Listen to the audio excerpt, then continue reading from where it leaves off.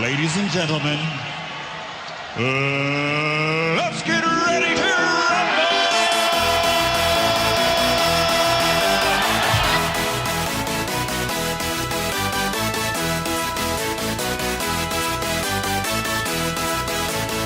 Y'all ready for this?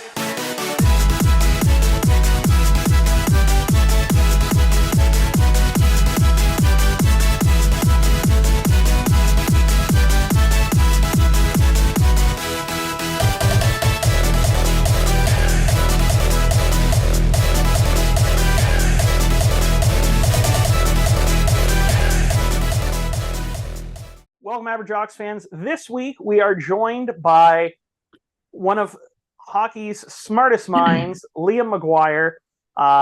He has a fantastic memory. Liam, do you want to give yourself a little bit of intro for those who may not know you?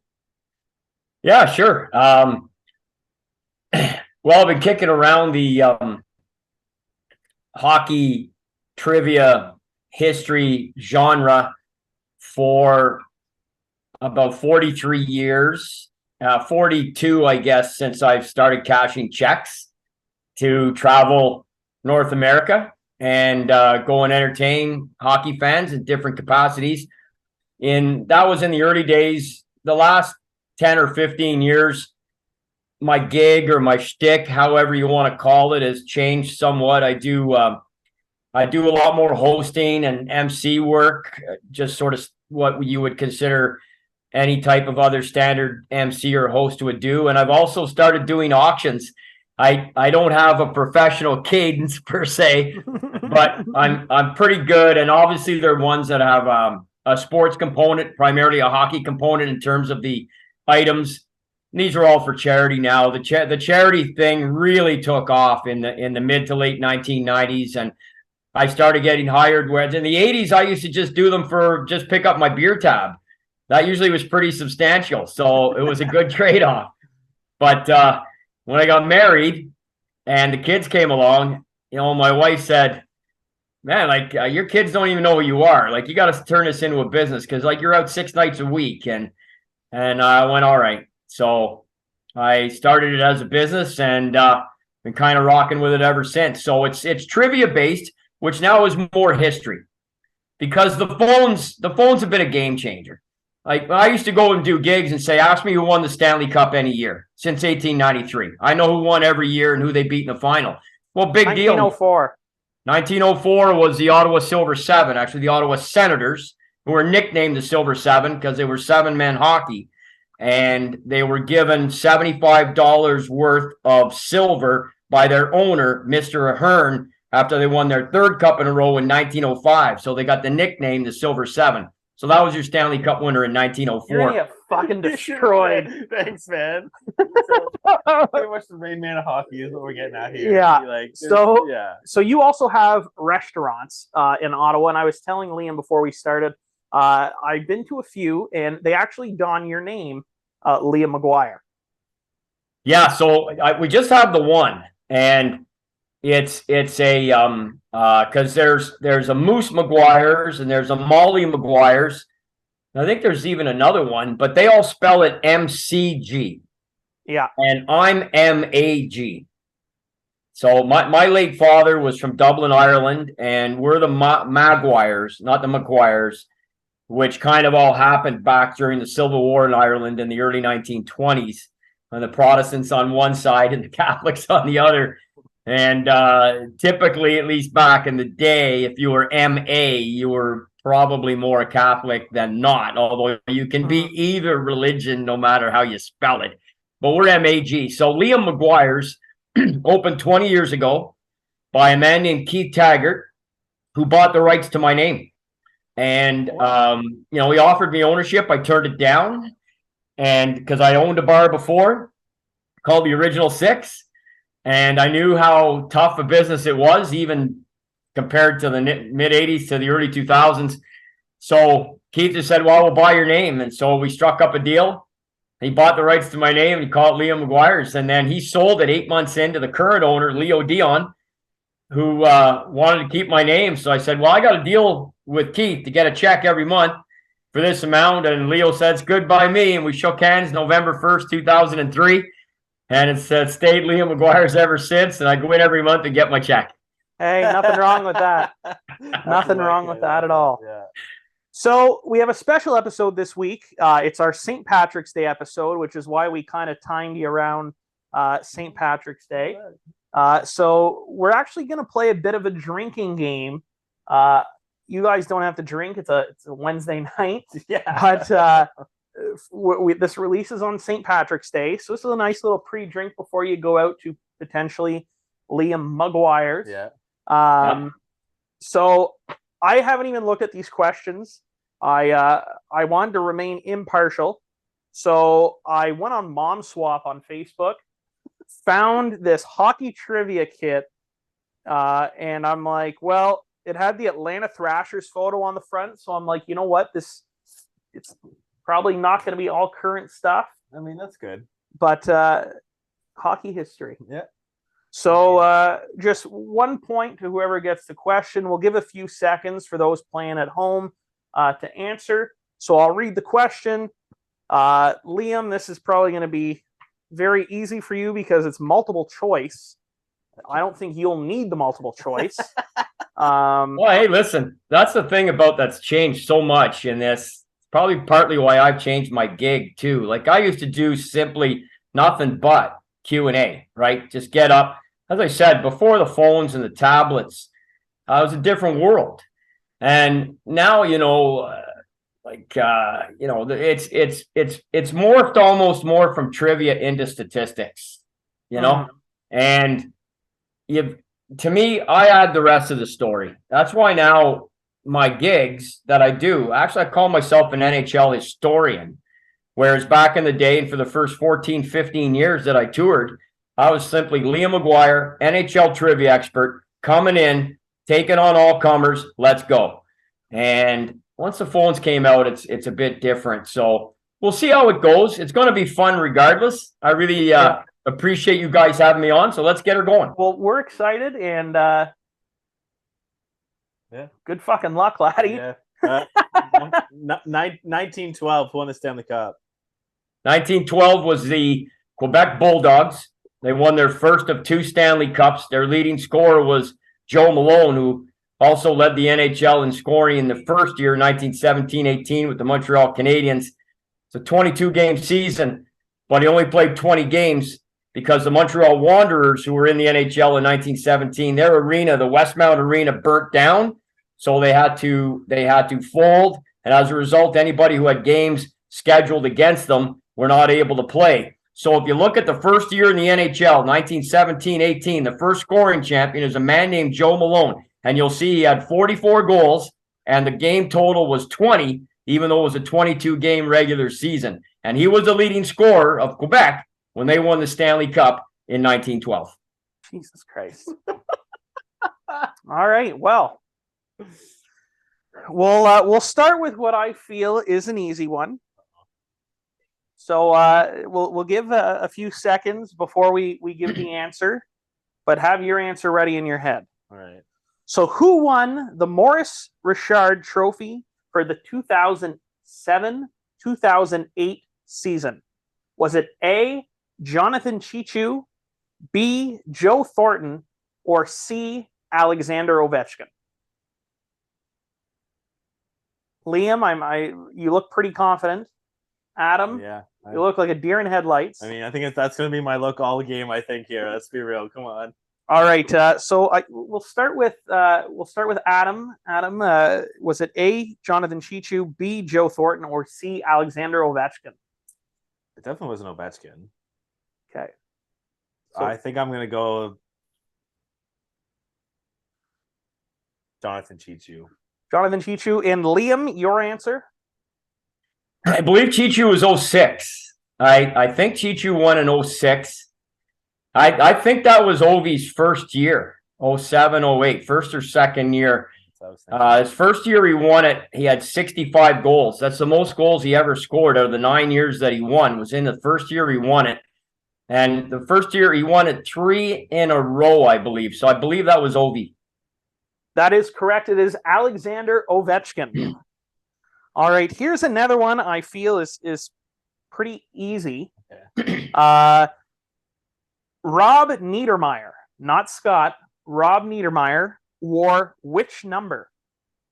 Was it A, number 4, B, number 27, or C, number 44? So, Adam, we'll start with you again. Rob Niedermeyer wore which number?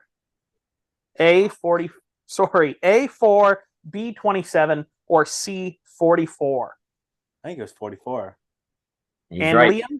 Yeah, he's right. He got that one right. Yeah. And they of course played against each other in the Stanley Cup final in 2003, which was pretty unbelievable. And then they were, of course, teammates in 2007. And it's just an unbelievable story because Scott, of course, has won every single thing there is to win in hockey. Yeah. He's the winningest player ever.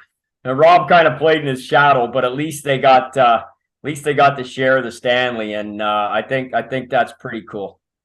I mean, that's pretty cool. Winning Yeah. the cup with your brother. Yeah, that is I mean, very cool. like what else? Like what else is there? Like no, like I mean, one of the best feelings ever. I think. Mom and dad don't have to fight. Yeah, well, look at the Kelseys that just happened in the Super Yeah. Bowl, right? Playing against each other. And... I think the first brothers to play against each other. Oh God. I'll be honest, I'm not 100% positive of this, but I think it's right. I believe it's the Boucher brothers played against each other. The first two to play against each other. I think it was Bill and George. I believe. Have to double check that. There were 4 Boucher brothers that played in the 20s. Frank played into the 30s as well, and the others were Frank played the longest, and it was George, Robert, who went by Bob, and Bill. In fact, Bill scored the first goal ever in Montreal Forum history. They beat Toronto 7-1, November 29, 1924. And George Boucher was one. He was the toughest out of the 4 by far. Frank has won the Lady Byng Trophy the most. He won it 7 times in 8 years. In that only stretch that he didn't win it was 1932. It was won by Joe Primo of the Toronto Maple Leafs, who played on the kid line with Charlie Conacher and Harvey Busher Jackson. And then Bob. He played the least. And I believe they played against each other. They're the first 2 brothers in the Stanley Cup final. I mean, that's what it says here. Yeah. Buck and Frank. That sound about right? Yeah. Yeah. Yeah. Exactly.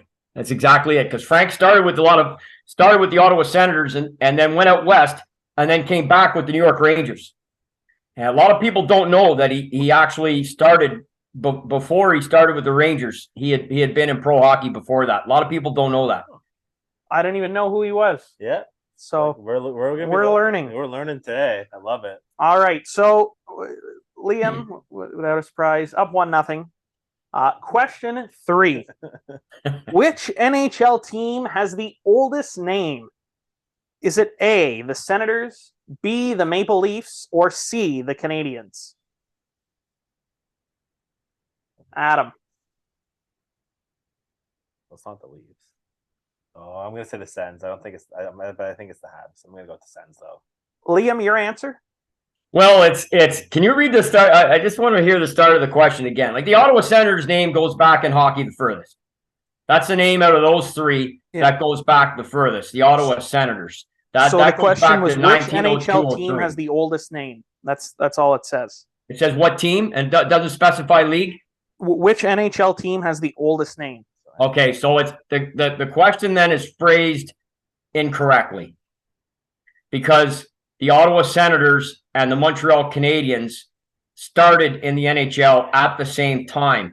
Mm-hmm. The Toronto Maple Leafs was the 3rd name of that organization. They started that particular the first team from Toronto to win the Stanley Cup was the Toronto Blue Shirts in 1914. The second team to win the Stanley Cup, which was the first year of the NHL, 1917-18, was the Toronto Arenas. They later sold their interests and became the Toronto St. Patricks, who then also won a Stanley Cup in 1922. That franchise was purchased by Conn Smythe, who then changed the name to the Toronto Maple Leafs in February of 1927. Now, so that name is out. The Ottawa Senators and the Montreal Canadiens both started in the NHL in 1917. The Canadiens started in hockey in 1909. However, their name for a period of 1 year changed from Montreal Canadiens to Club Athlétique Canadien, and then back to the Canadiens. In that time frame, the Ottawa Senators remain the Ottawa Senators. However, the Senators even predate the Montreal Canadiens in hockey, but you should not have NHL in that question because it's phrased incorrectly. You completely fixed the game. Because it says the Ottawa Senators founded in 1884. So Liam is even more right than the paper.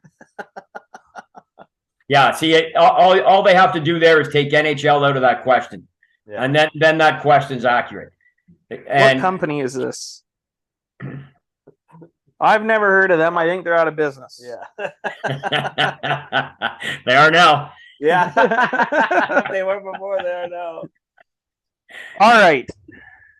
Okay, this one's an easy one. A lob to get Adam back in the game. All right, Adam, go get it, kid. Get it, buddy. You got this. Here we go. Which team lost to the Tampa Bay Lightning in the 2004 Stanley Cup Final? Oh my God. It's not. I have to answer. I can't. It's. Well, I'll give you the. I didn't think I needed great to give series answers on this one.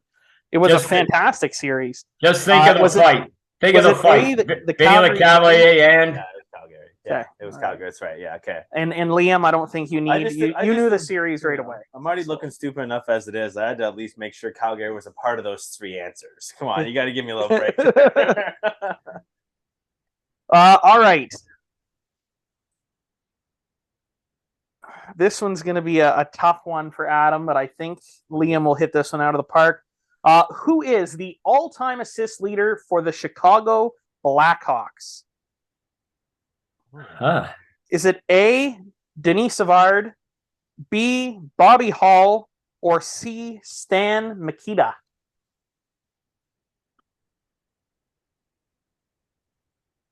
Adam, as always, we'll start with you. I think I'm going to go Stan Mikita.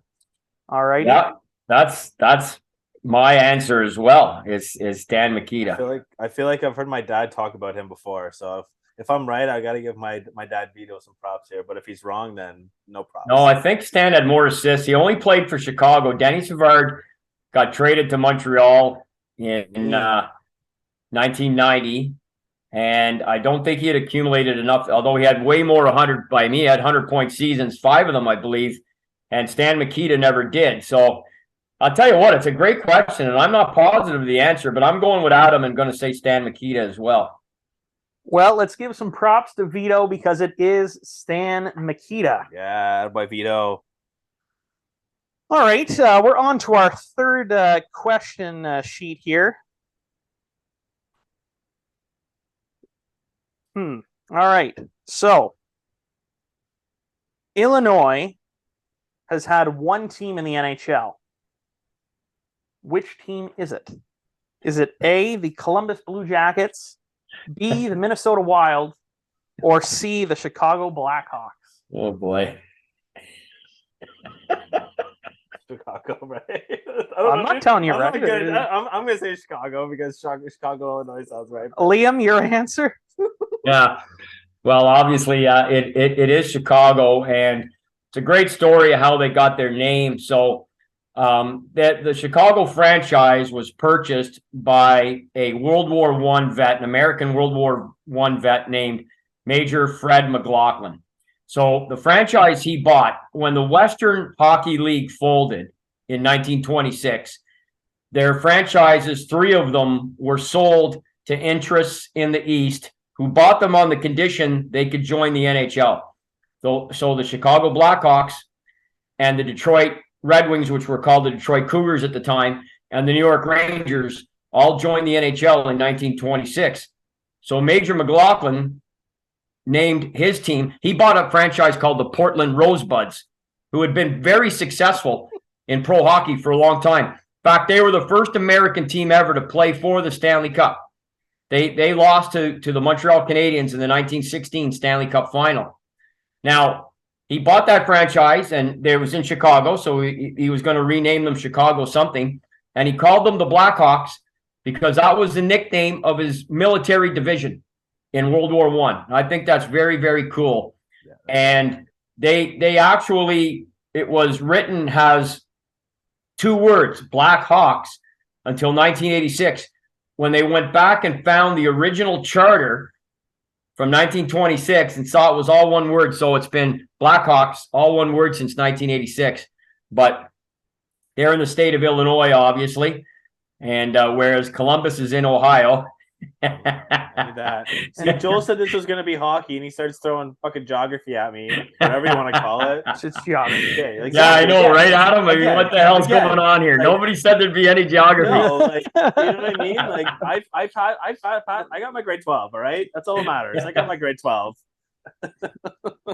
Yeah, That's funny. CDs, everybody gets the same Hey, diploma. but Anybody? all that matters is I used to get an A in gym class. That's all that matters. Yeah, That's Look it, where brother. Josh here. Right to average Right to the Jocks. Average Jocks podcast. Yeah. All right. Another one I would consider easy. Brian McCabe played for the Toronto Maple Leafs. Which number did he wear? Is it A, number 4, B, number 24, or C, number 34? 24. 24. Yeah. You've known that without the options? Yeah, Yeah. yeah, Yeah. Liam, 24? Yep. yeah. Yeah, I'm sliding with my man on that one. Yeah, I just remember seeing his jersey number all the time from all the one-timers he used to take. All right, our next one. Which defenseman has scored the most all-time playoff goals?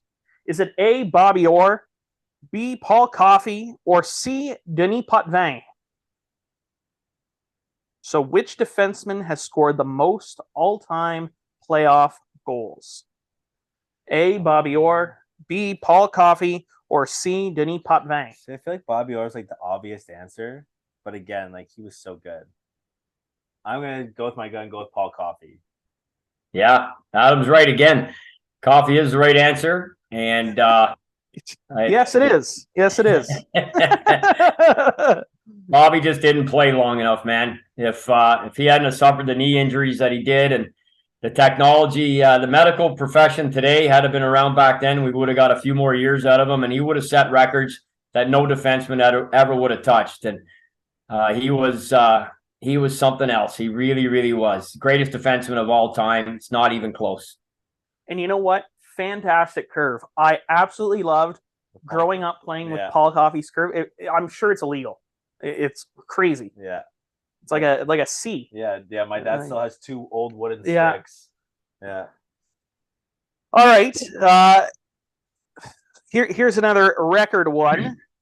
Who holds the records for the most goals in a season by a rookie defenseman? Oh. All right, I'll read the names. Don't I see some I think steam coming out I of your got it. ears? So it's either A, Reed Larson, B, Barry Beck, or C, Brian Leach. So again, who holds the record for the most goals in one season by a rookie defenseman?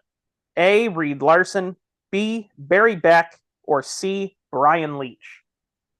Adam, we'll go with you. Oh God. The first 2 guys can't even. So I'm gonna go Brian Leach. Why not? Why not? Liam? When in doubt, go with C. Yeah, you know what? You may be right. I cannot actually. I know Barry Beck had. Do you have the totals there? Barry Beck had 20. I have the correct answers totals. That is Okay. it. Barry Beck had 22 goals as a rookie defenseman. And I cannot remember. It's not Reed Larson. Reed Larson had a hell of a shot. He broke in with the Detroit Red Wings. He's an American defenseman, and he could really fire a puck. A really solid defenseman in the 1980s. Brian Leach, of course, Calder Trophy winner in the NHL in 1989. Norris Trophy winner in 92 and 97. Stanley Cup 94. But did he break Beck's record? I don't think for goals he did. I think it's still Beck at 22. Well, Adam moves within 1. It is Brian Leach with Okay. 23. He beat Beck by 1, eh? Oh shit. So Liam, still up by 1. I mean, he's up by all the questions. Like, 1937, who won the Stanley Cup? 37 was the Detroit Red Wings. Jesus. I'm just trying to catch you off guard. I know it's not. Yeah, I'll tell you what. Go on your phone and bring up any year so you know I'm not BSing. Oh, I mean, I know. I don't have to. With how quick you're answering, yeah. no. That's just not fair. All right. I love it. Here's another one. This should be a lob. I think these are easy ones. Mike Ribeiro wore which number? A, number 12, B, number 22, or C, number 63? Yeah. 63. Liam? Yeah, going with my man Adam. It is 63. Mike Ribeiro. I miss hearing that voice over the PA system. Yeah, some crazy eyes on him, though. Yeah. Maybe All later, right. went to 71 later, did he not? That's a great I think question. maybe when he played in Dallas. It says Dallas. He also, you know what? He was 71 in Montreal, Yeah. but he was 63 in Was Dallas. Yes. And Yeah. he wore, and the question was for when he played for Dallas. So 63 was the correct answer. Okay. All right. So back in time. Well, I guess it's all these questions are a little back in time, but before 2009, who is the last Detroit Red Wing to win the Hart Trophy? Was it A, Sergei Fedorov, B, Steve Yzerman, or C, Gordie Howe?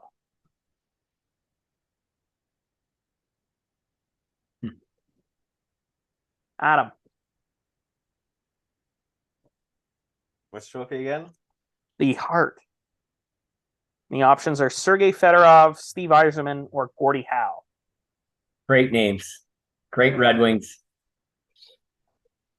I'll go with Yzerman. I don't know. I guess, yeah. Liam? I don't feel right about it, but I'm going to say Sergei Fedorov. I believe in 1994. You're absolutely disgusting. That is correct. Year and everything. I'm Yeah. assuming. Yeah. Yeah. Jesus, Murphy. Oh, I tried. Yeah, wow. But you know what? Honorable mention, my favorite Red Wing of all time, the Mule, Johan Franzen. Yeah. Yeah, 5-goal scorer, baby. Yeah. Right here in Ottawa. I was at the game. Oh. Yeah, he's a beauty. Yeah. That team was so good for years, man. Yeah, Like, he was a beast. All right. This is a shitty stat, a stat you would not want. those are the best ones, though. Which goalie has lost the most NHL games?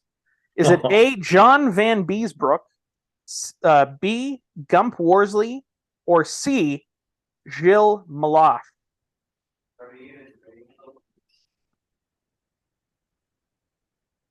I think I'm gonna go with Gump Morsley. I think that's gonna be my Gump answer. Worsley. Yeah. All right, Liam. Who is I your... believe that's the right answer. I think it's Worsley. Do you have the total there? I want to say it's maybe 343 games or something like that. Very close. So the correct answer is Gump Worsley, and it is 352. 352. Okay. 352. It's still under 10 close. That's so unreal. Like, oh my god. Sometimes I don't even remember where I put my keys at night, man. Like, what is happening? This is the best. All right. Who holds the Toronto Maple Leafs record for the most points in assists in a playoff year? Is it A, Paul Henderson, B, Daryl Sittler, or C, Killer Gilmore? So again, who leads the Toronto Maple Leafs record for the most points and assists in a playoff year? A, Paul Henderson, B, Daryl Sittler, or C, Doug Killer Gilmore? It's another good club record question. There are no totals on this one. I just have a name. Okay. I'm gonna go with B. Sittler, I think. Adam is going with B, Yeah. Daryl Sittler. Yeah. I don't know why that feels right, but I'm going with it. Liam? Oh boy. I don't know, so it's definitely not Paul Henderson. I'd love to say it was because I love what he did for our country in 72. 100%. But he never had that big a playoff year for either his probably has better playoffs with Detroit. He went to the Stanley Cup final with Detroit in 64 and 66. Never went to a final with Toronto. Did Gilmore pass Daryl? I don't know, but it's assists and points. I gotta say, Correct. Dougie. He's got the point record in the single season, Yeah. so I'll say Dougie for the playoffs as well. And that would be correct. It is Doug Gilmore. So Liam is up by 3. 75. All right. We'll give Adam another toss up here. Oh. Last time you said that, But- you brought geography into this. No. So this one's a good toss up. All right. I don't even think I'll need to get through the multiple answers. choices. All right. Chris Phillips wore which number for his entire career with the Ottawa Senators? Fucking 6. Wow. Is it A, 2, B, 3, Yeah. or C, 4? Fuck, not even. I said 6, not even close. Fuck, I don't even remember. That's bad.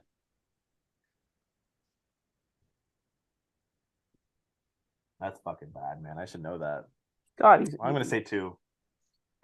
Do you want to give him the correct answer, Liam? No, it's 4. Yes, it was number 4. Number 4, which has since been retired. And is he in the Ring of Honor yet? Well, they retired. I think they've separated the two. Okay.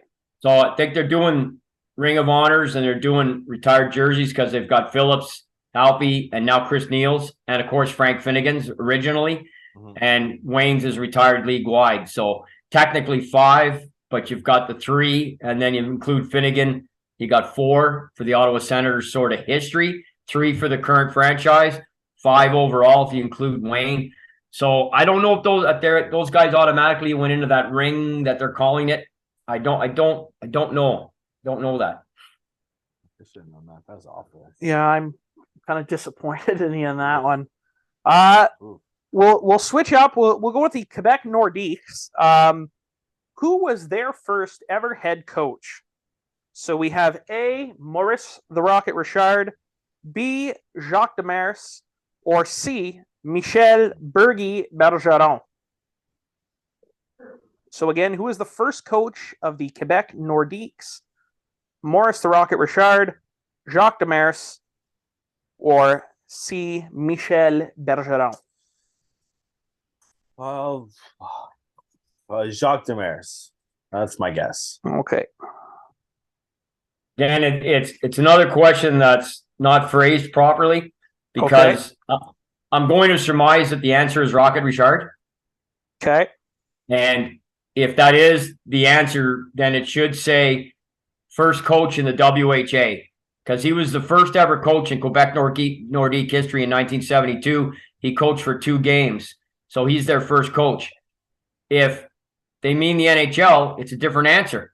So you got to be specific. And so I believe they are referring to the NHL. Okay, well then that's Jacques Demers. And that would mean both of you are correct, which means it stays a 3-score lead. Thanks for the reminder. No problem. So Jacques Demers was the first NHL head coach of the Quebec Nordiques. That's right, in 1979. Okay. All right. Who holds the Toronto Maple Leafs record for the most penalty minutes in a season? A, Ty Domi, B, Dave Tiger Williams, or C, Bob McGill? So again, who holds the most Maple Leafs penalty minutes single season record? A, Ty Domi, B, Dave Tiger Williams, or C, Bob McGill? I mean, with a nickname like that, as the Tiger, it's.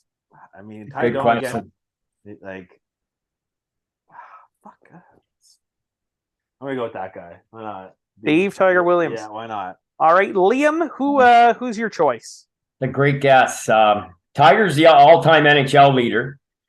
with depending on which publication you read or whatever site online, it's either 3,972 minutes or 3,986 minutes. The all-time single season leader for the Leafs, Tiger did not have 400 minutes, but he was in the 300s, and Ty Domi was in the 300s. I don't remember who had the most. So Adam guessed Tiger. It's a great guess. Domi. I'll say Ty Domi. And that is a 4-point lead for Liam. It is Ty Domi with 365. Jeez. Yeah, I would have guessed this. If I had to guess the number, I would have guessed a little lower than that. I didn't remember the exact number, but I was pretty certain he had just gotten by Tiger's highest years. But make no mistake, Tiger Williams was good to go. Yeah. So was Bob McGill, but he was an easy out on that one. They called him Big Daddy. He's had some health issues recently, but I used to go to the Leaf practices in the early 1980s when I was a student at Seneca College. We got into Maple Leaf Gardens with a little camera crew, and Bob McGill was a rookie on the Leafs, and he would bring his dogs to practice. He had 2 German Shepherds, and they used to let him run out on the ice. It was crazy because anybody, even anybody human being going out, you can't run on ice. So but they'd let those dogs loose on the ice. It was a different time. But anyway, I remember that Bob McGill was doing that. It was pretty funny. I think there's a Habs player that does that right now. There's a lot of guys that it's like a thing. I think it's Ivan Provorov does it for the Flyers, but I want to say like maybe it was Ben Sherratt when he was playing for Montreal. Okay. After practice, you'd see his girlfriend just let the dog on the ice, and the players would just slide across the ice. You see that a lot more. Yeah, I mean, 2 Rottweilers, like there's German Shepherd. I heard. Listen to the story. No wonder you had season D's. Hey man. All right. 2 goaltenders saw their jersey retired on the same night for the Chicago Blackhawks on November 20th, 1988. Yeah. Which 2? Is it A, Glenn Hall and Tony Esposito? B, Glenn Hall and Dennis Jordy? Or C, Tony Esposito and Frank Brimsek?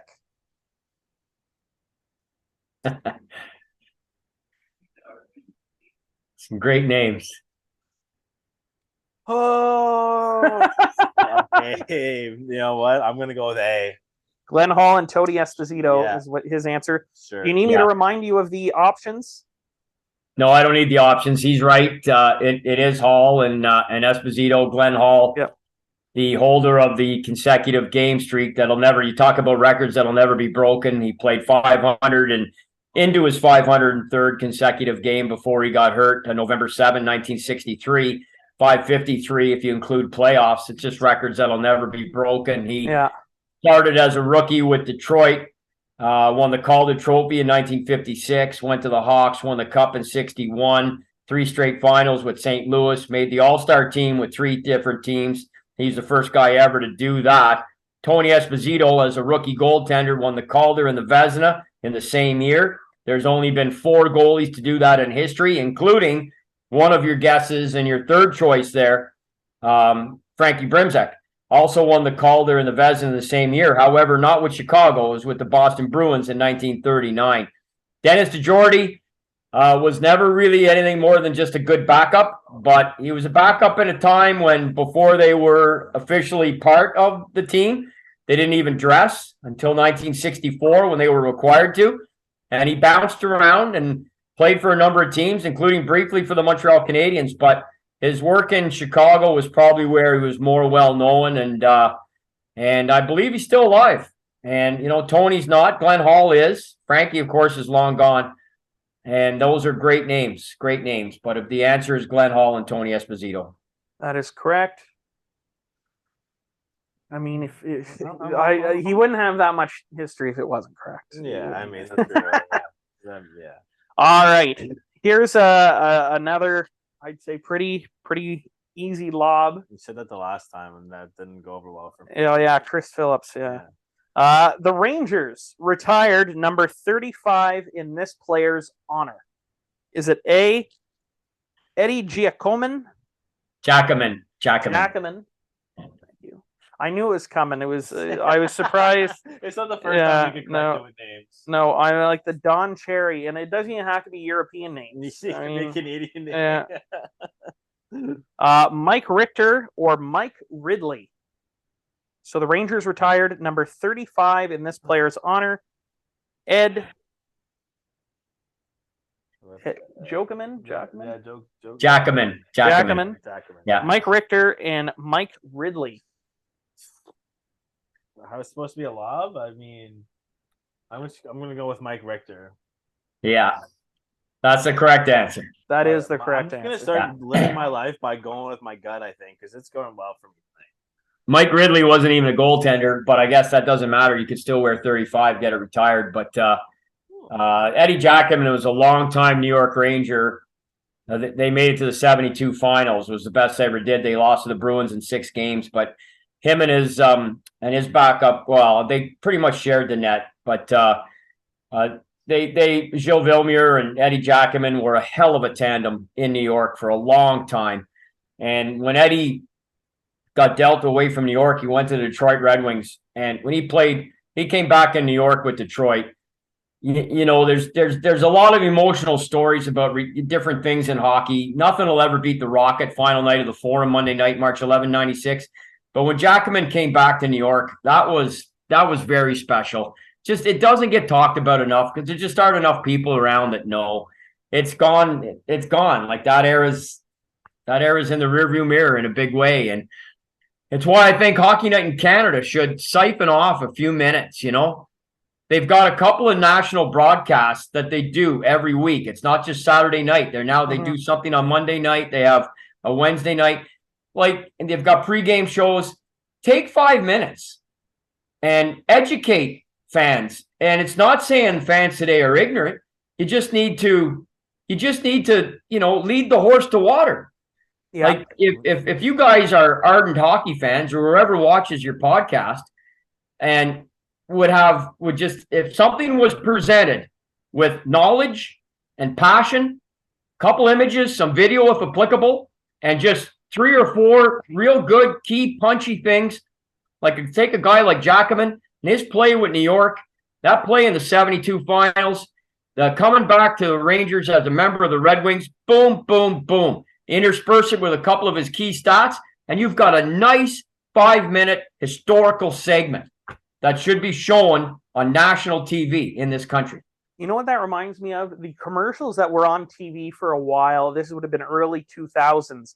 And it was Canadian commercials, and it was pretty much they would have like a short 35, 45-second clip of something, some important national history of something. Yeah. You know, that'd be good. But you know what? Exactly what you described is what Don brought to Hockey Night in Canada and Coach's Corner, where absolutely he spoke history, and you don't have that anymore. And no knock to David Amber or no, they're all good. They're all good. They're all good people. They're quality people. They're quality hockey people. But we're being short-shifted here, and it's not just because you guys may not know the name Reed Larson or Frankie Brimzek or Eddie Jackman, but it's partly due to that.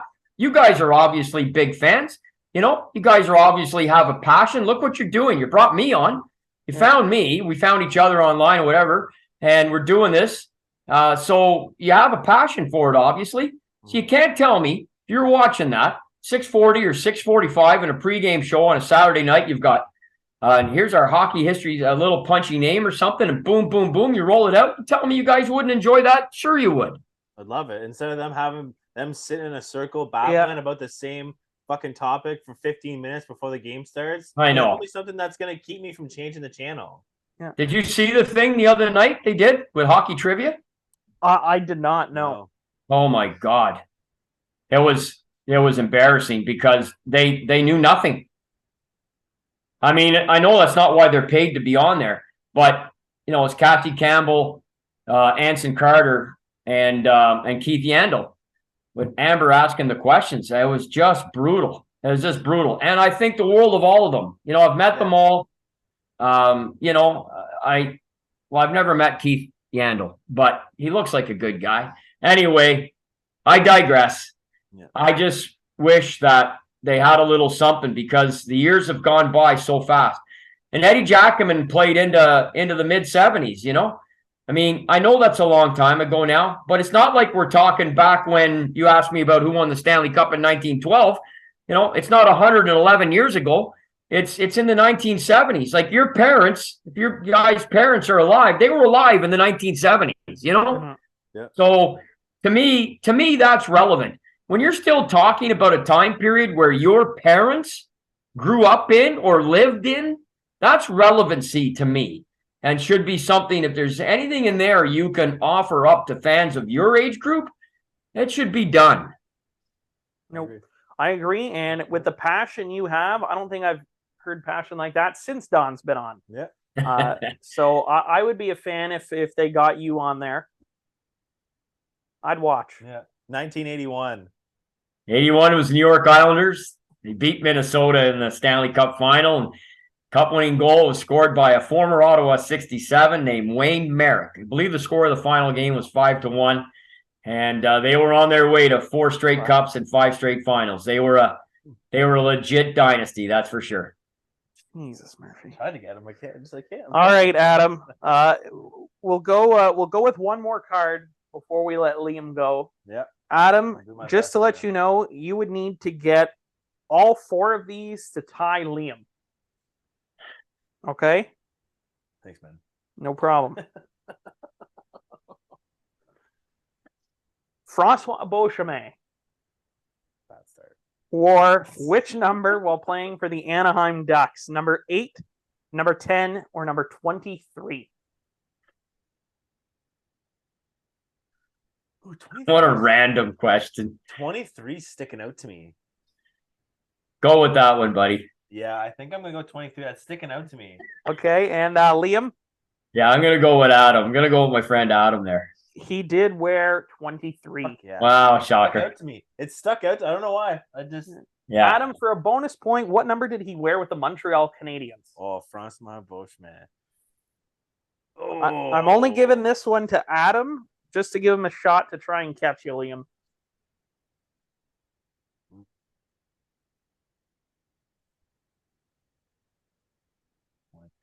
Is it even close to the number he wore? Like that? Yes. That number? Is it the same number? Liam, you want to give him the answer? I thought it was the same number as well, to be honest. I'm gonna have to search it up. Now I'm doubting myself. I'm pretty sure he wore 32. Actually, you're right. It wasn't 23 because that's Bob Gainey. It was retired for Gainey. So he yeah. He switched it to 32. Yeah. He went Yeah, back. that's correct. Okay. Yeah. Okay. We've got the right numbers, but I think they were see, inverted. So technically, I deserve half a point for that, Liam, but we're not going to go that far. I think There's no you. half points on this show. I think you deserve 5 points and a big chug of your favorite beverage. Yeah, that's right. Oh, those will be 32 is Those will correct. be intaken on Friday. Don't worry. Yeah. Or he's gonna rewatch this and see if he can beat himself. Yeah. All right. We'll finish off the card just to see if you can even catch. All We right. get close. I guess this question is still applicable today. How many Stanley Cups do the Dallas Stars franchise have? 0, 1, or 2? I'm gonna go. I'm 1. Liam? Yeah.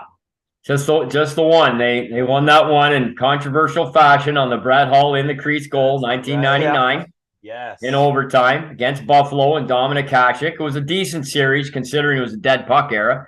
And then they turned around the next year and lost in the Cup final to New Jersey. But they had a hell of a team there in 99. They had a lot of veterans and well coached with Hitchcock and good goaltending and obviously they had Brad Hull. But I'll tell you what, man, if Buffalo, that game deserved to continue, and unfortunately it didn't when the ice got flooded with personnel, and they changed the rule right after that. It was so ridiculous, and And that goal should not have counted based on 1999 rules. But anyway, there you have it. That's Back when video Dallas reviews came and from stuff. Minnesota. Minnesota came in the 1967 expansion. They were one of 6 teams. They merged with the Cleveland Barons in 1978, and they were the first expansion team to beat an original 6 team in a playoff game. The Minnesota North Stars, when they beat the Montreal Canadiens in a game in the semifinals of 71, the series which the Habs ultimately won en route to the Stanley Cup. And then Minnesota were in the Stanley Cup final in 1981, one of the years you just asked me, Adam, as I just said. And then in 1991, they were in the final again and lost to the Pittsburgh Penguins in the Stanley Cup final that year. So they had a long and storied history, and I'm glad the Wild are back and they're playing well. And I think they're going to be a tough out, man. Marc-Andre Fleury looks great in net, and he certainly has a history of coming up big at different playoff years. So he kind of crapped the bed there against the Habs in 2021, but I'm sure he's looking for some redemption with Minnesota. It'll be fun to see. All right, and last question on this card. Which team, and we just spoke about this guy, did Anson Carter begin his NHL career with? Is it A, the Edmonton Oilers, B, the Boston Bruins, or C, the Washington Capitals? I'm gonna go with the Boston Bruins. Okay, Liam? I think he was drafted by the Quebec Nordiques, but he didn't play for them. And I think his first NHL team, I'm trying to remember. I know it's not Edmonton because he Was it Boston or Edmonton? What was the third team? The Washington Capitals. Yeah, I played for all 3. Yep. His first NHL. I swear to God, I think he was drafted by Quebec. I know the card doesn't have that. Your answer. No. But I thought maybe he went to Edmonton first. He was in the trade. The Rick Tocchet trade, Jim Carey. That's a 6-player deal.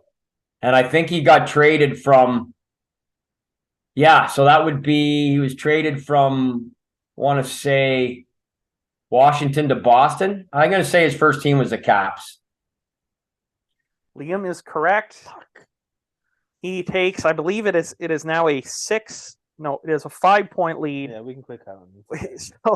So Liam beat Adam, and we only counted the ones that Liam got right and Adam got wrong. So Liam won 5-0. That's okay. We're going to ask you one more question. And it's a tight race, especially in the East playoffs right now. Who are you jumping on the bandwagon for? I know you live in Ottawa. Are you cheering for the hometown Sens, or which bandwagon are you hopping on? Bandwagon in sense of who am I? Who do I think will get in the wild card spot? Who are you cheering? I guess, yeah. Who are you cheering for, and then who do you think realistically is getting in? Well, I'll tell you who I'm cheering for. Who I'm cheering to get in. I would love to see the Buffalo Sabres get in. Next to Ottawa. I'd love Ottawa to get in, but I'd love to see the Buffalo Sabres get in. I am also on Team Buffalo, hopping on that bandwagon. As a Habs fan, loving watching Tage Thompson, Dylan Cousins. Yeah. Ukko-Pekka Lainen, or Luukkonen, sorry. Yeah. Hell of a name. Love it. They got great D. Yeah. They're getting some goaltending. Obviously, Thompson has been one of the stories in the NHL this year. I mean, you could make the case, had McDavid not just gone off the radar screen here, that what Tage has done, even though he had a good year last year, I think it's even more phenomenal this year. And the workhorse from Whitehorse has just been an absolute treat here in the second half of the season. And last I checked, they were beating the Caps tonight. I hope they smoke them. And I don't know if you guys have an update or not. I know we're taping this and you're airing later, so sorry if I'm saying something in context here. Adam, 3-1 Buffalo. Yeah, and there's a kid from Cobden that plays Jack Quinn. Is it Jack Quinn? Yeah, Jack Quinn. Yeah, born and raised Cobden, Ontario. That's where my dad lives. Okay, Ottawa Valley, baby, right up to 17. Yeah, I was born in Pembroke, Ontario, actually. Is that right? Home of the Lumber Kings. Yes, sir. Sheldon Keefe built that team from the ground up.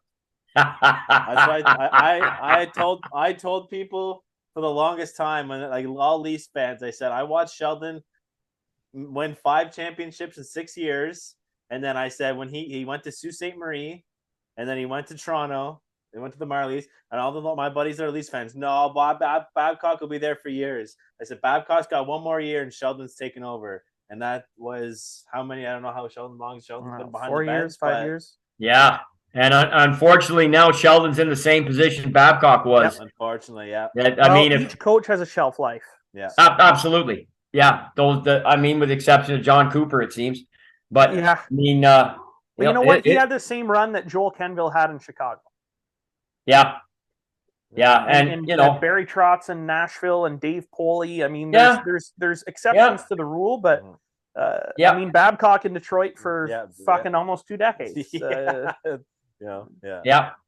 You're bang on, boys. Bang on. So I can't wait for the playoffs to start. I'd love to see the Sabres or the Sens get in there. It's I know Buffalo they win tonight, they're going to be really breathing down the necks. They've got games in hand on the Islanders, and I think they could get in, and they'll be a tough out. It'll be fun. I mean, they haven't been in forever, right? What's it been? 11 years?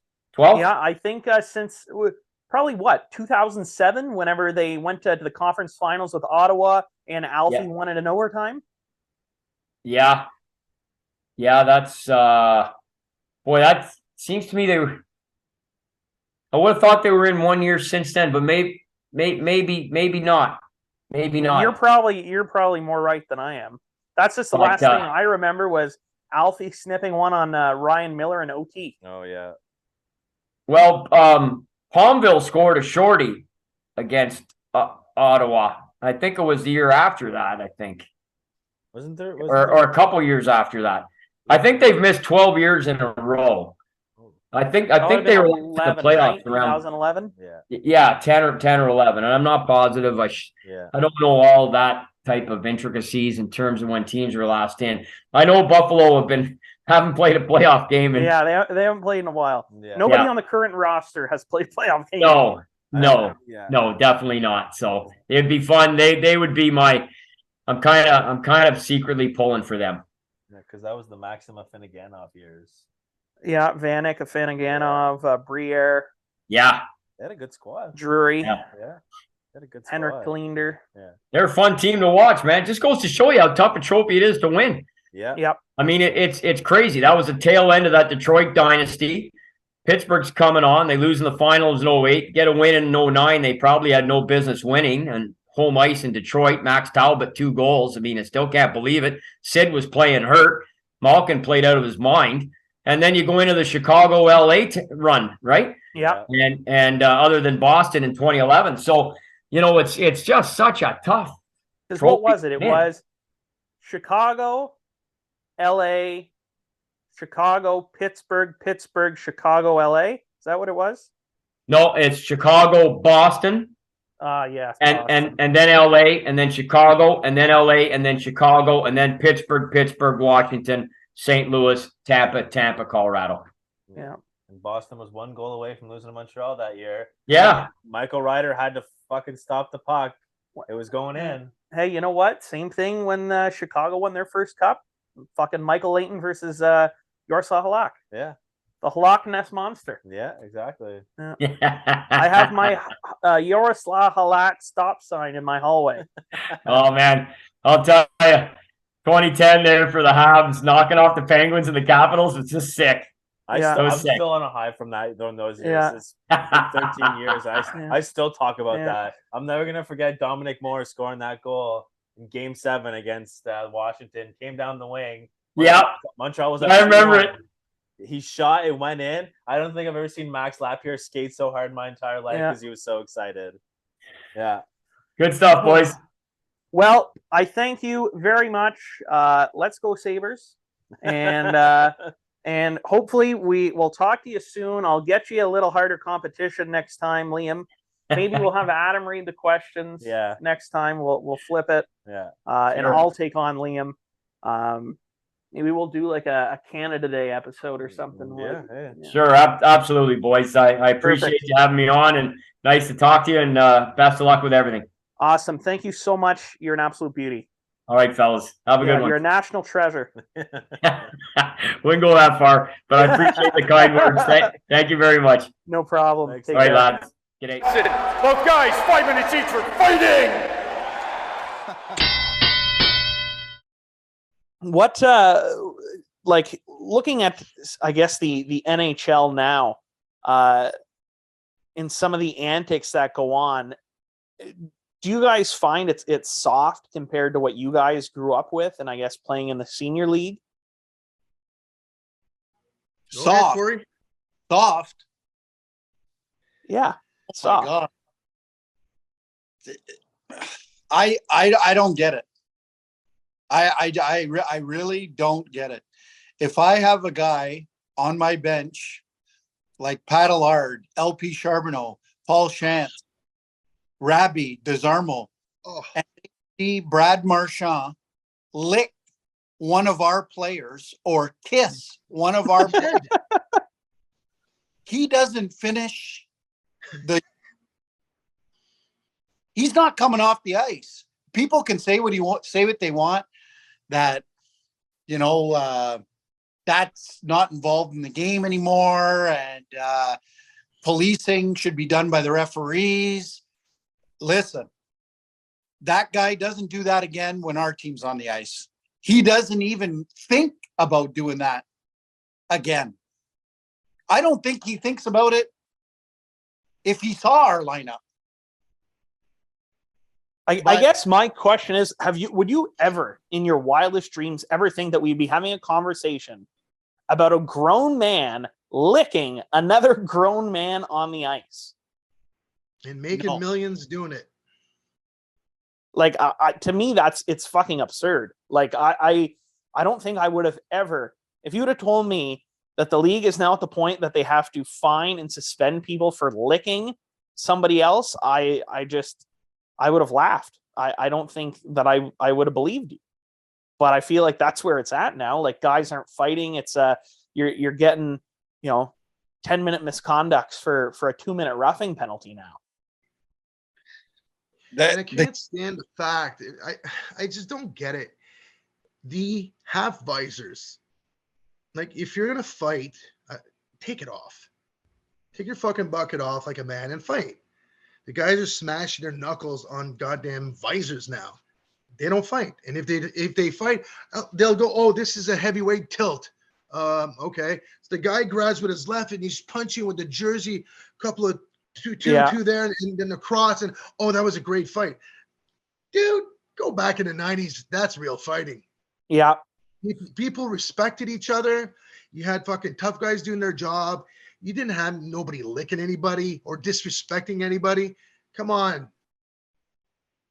So my question to you, what, now that we've seen the craziness of the licking and the spitting from Keandre Miller the other night, what is the craziest antic that you guys have seen personally in a game from somebody to try and get under somebody else's skin?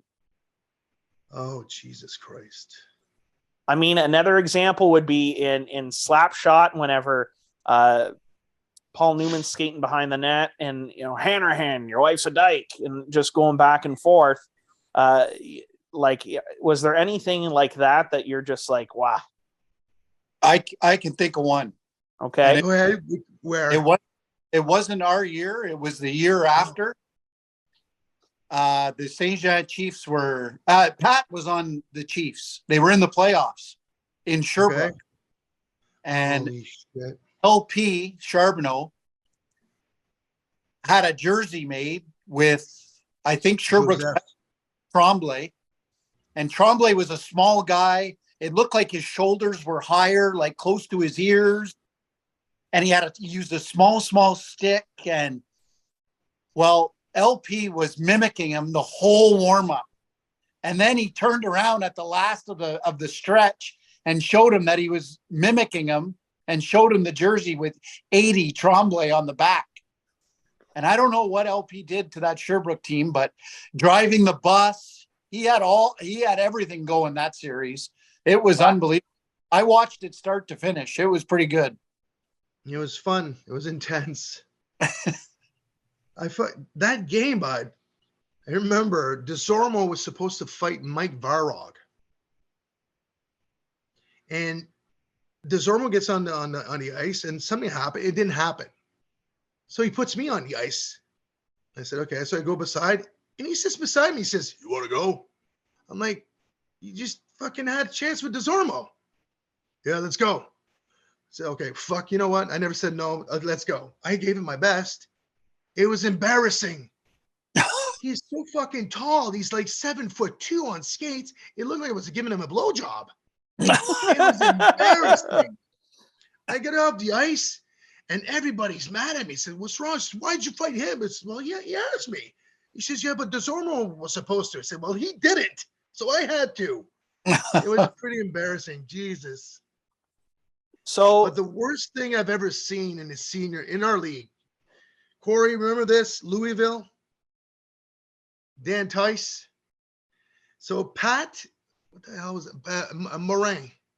Is it Patrick Morin? He's playing for us? Steph Morin. He tries to fight Dan Tice. Dan doesn't want to dance. Doesn't want to. And he doesn't stop. Finally, he gets pissed off. They fight. It's a shit fight. So then they both go to the penalty box. They both come out after, and Dan sucker punches Pat Morin right in the head and knocks him out. Morin leaves the ice. Pat Duras goes to see if he's okay. We'll get him back. Then Duras says to Dan Tice, says, "Hey, you better keep your head up. He's fucking coming for you." Well, fucking Pat and Morin's on the bench now.